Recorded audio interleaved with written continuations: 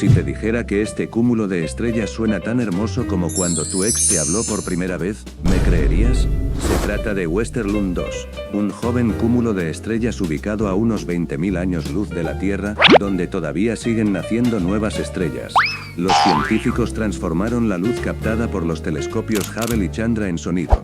Este fue el resultado.